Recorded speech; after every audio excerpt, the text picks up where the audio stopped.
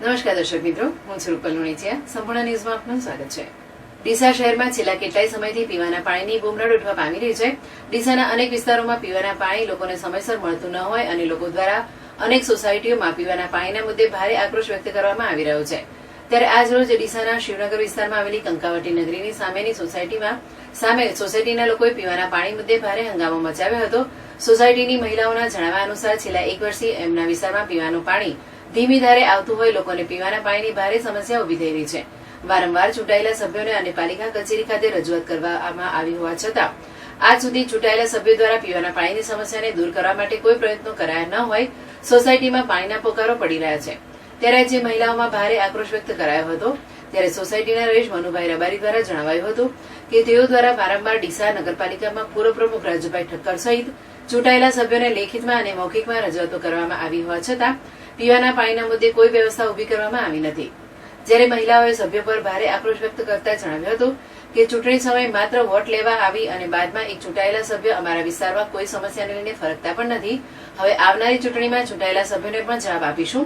જ્યારે આજે મોટી સંખ્યામાં મહિલાઓ પાલિકા સામે માટલા ફોડી ભારે વિરોધ નોંધાવ્યો હતો. પાલિકા હાય હાયના નારા લગાવી પાલિકા પાણી આપોની માંગ કરવામાં આવી હતી. ત્યારે પાલિકા દ્વારા તાત્કાલિક અસરથી પીવાના પાણીની સમસ્યાને દૂર કરવામાં આવે તેવી જનમાંગ ઉઠવા પામી હતી. પરમાર આરતીબેન મુકેશભાઈ. શું તકલીફ છે અહીંયા? સર, પાણી આવતું નથી. છેલ્લા 12 મહિનાથી તકલીફ છે પાણીની. હવે આવી ગરમીએ તો પાણીની તો જરૂર પડે ને. હવે આમથી આમ નાવા પૂરતું પાણી થતું નહીં. અને ટાઈમ કેવો? બપોરના 2 વાગે, 2:30 વાગે, 3 વાગે એટલે પાણી આપે. એ કેટલી 5-10 મિનિટ. હવે લેડીઝોને પીવા જોવે, નાવા જોવે, ઘરકામ માટે પાણી જોવે.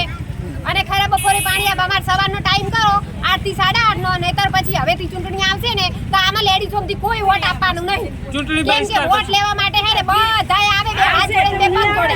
અને પછી શું કરે? પછી સીટ ઉપર બેહીને આરામથી જલસા કરે. પણ એમ નહીં કે વોર્ડ નંબર 6 માં શું તકલીફ છે એ તકલીફ તો જોવા આવવું જોઈએ કે ના આવવું જોઈએ. લો બીજા આવી જાઓ. શું તકલીફ છે? પાણી નથી આવતું 1 વર્ષથી. 1 વર્ષથી બિલકુલ પાણી નથી આવતું. પીવાનું પાણી પણ નથી આવતું. નાવા ધોવાની તો વાત જ ક્યાં રહી? પાણી વગર કરવાનું શું અમારે?